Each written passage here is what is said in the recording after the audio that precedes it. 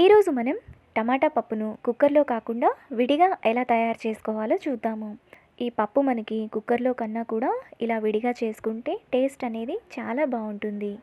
మీరు కూడా ఒకసారి ట్రై చేయండి.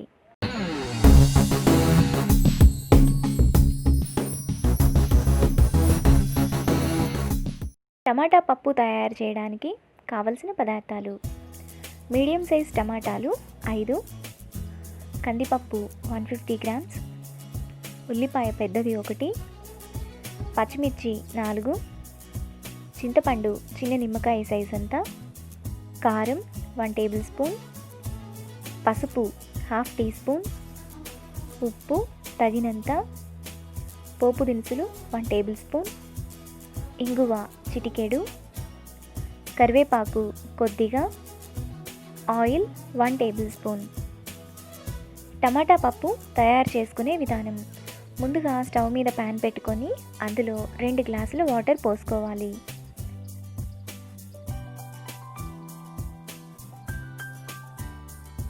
తరువాత కందిపప్పు, ఆనియన్స్, పచ్చిమిర్చి ముక్కలు వేసుకొని కలుపుకోవాలి.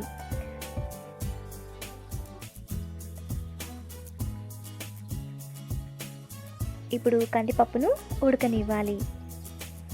కందిపప్పును మీడియం ఫ్లేమ్లో ఉడకనివ్వాలి.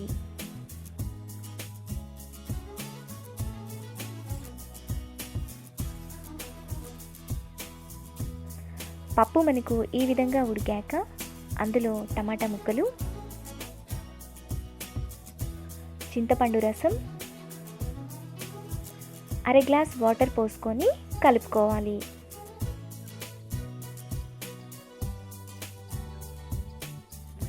ఇప్పుడు టమాటాను మీడియం ఫ్లేమ్లో ఉడకనివ్వాలి.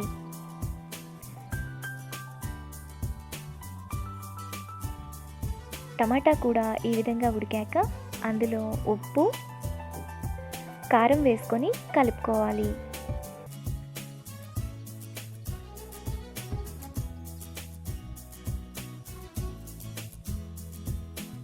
ఇప్పుడు పప్పును మరో 2 నిమిషాలు ఉడకనివ్వాలి. 2 మినిట్స్ తర్వాత పప్పు అంతా మనకు ఈ విధంగా ఉడికిపోతుంది. ఇప్పుడు పప్పులో ఉన్న వాటర్ని ఒక బౌల్లోకి తీసుకోవాలి. పప్పులో మనకి వాటర్ ఉంటే మెత్తగా మెదగదు, అందుకని వాటర్ని సపరేట్గా తీస్తున్నాము. పప్పులోని వాటర్ ఈ విధంగా తీసాక పప్పును మెత్తగా మెదుపుకోవాలి.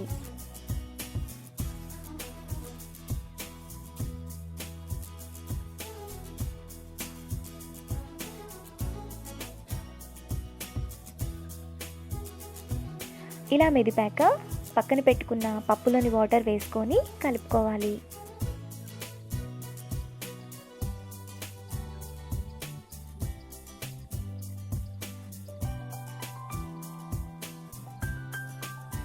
తరువాత ప్యాన్లో పోపుకు ఆయిల్ వేసుకోవాలి.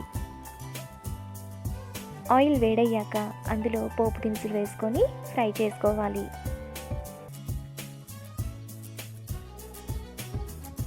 పోపు దినుసులు ఫ్రై అయ్యాక అందులో చిన్నులపాయ రెబ్బలు, ఎండుమిర్చి, కరివేపాకు, ఇంగువ వేసుకొని పోపును ఫ్రై చేసుకోవాలి.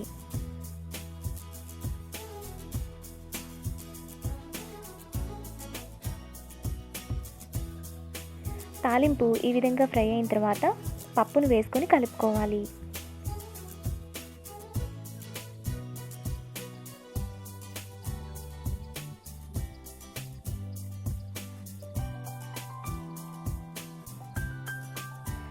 ఇప్పుడు పప్పును మరో 2 నిమిషాలు ఉడకనివ్వాలి.